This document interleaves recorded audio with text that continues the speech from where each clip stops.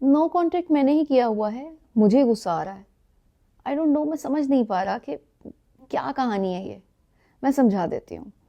आपने स्टेप उठाया और आपको ऐसा लगा कि मैं नो कॉन्टेक्ट करूंगा तो दूसरे को एहसास होगा या दूसरा वापस आ जाएगा, या फिर उसे ये पता चलेगा कि मुझे कोई परवाह नहीं है। अगर इन तीनों में से सामने वाले की कैपेसिटी के लिहाज से टाइम लग रहा है, जैसे कि अगर किसी का सहने की जो कैपेसिटी है या इमोशंस कंट्रोल करने की कैपेसिटी है वो 1 महीना है, 1.5 महीना है, 2 महीने है, 3 महीने है, ये सबको पता होता है कि वो कितने अरसे में वापस आएगा या उस पर असर होगा या फिर किसी भी चीज़ का नोटिस करेगा।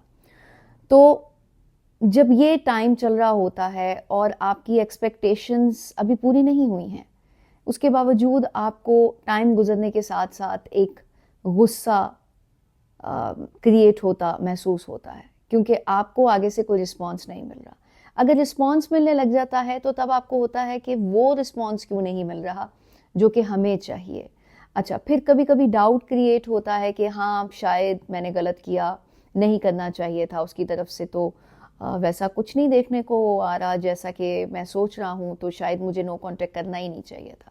ये वजूहात भी होती हैं। सेकेंडली, बाज़ औक़ात ऐसा भी होता है कि आपने नो कांटेक्ट किया तो आपको ये हो रहा होता है कि पहल मैंने की थी तो शायद मैं ना करता तो पहले जैसे मामलात रहते, जबकि ऐसा नहीं होता है। नो कांटेक्ट ऐसे ही मुंह उठा के नहीं कर दिया जाता।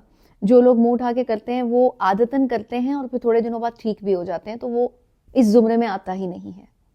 खामोशी इख्तियार की, बातचीत नहीं की, थोड़े दिनों बाद फिर स्टार्ट कर दी, तो ये वो सब कुछ नहीं है जो कि आप सोच रहे हैं। इसीलिए इस बात को जहन में रखना है और मेरी स्टेबिलिटी वाली, इमोशंस कंट्रोल वाली वीडियोस को देखना है। यूट्यूब पे जाके प्लेलिस्ट में जाएं और अपनी मर्जी से सिलेक्ट करें अपने हिसाब से वीडियोस।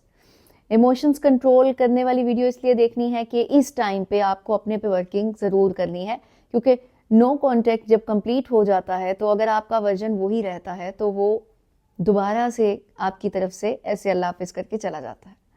इसीलिए आपने या तो अपने बेटर वर्जन की ख्वाहिश रखनी है या फिर अपने उस वर्जन की ख्वाहिश रखनी है जो कि स्टार्टिंग में था रिलेशनशिप के।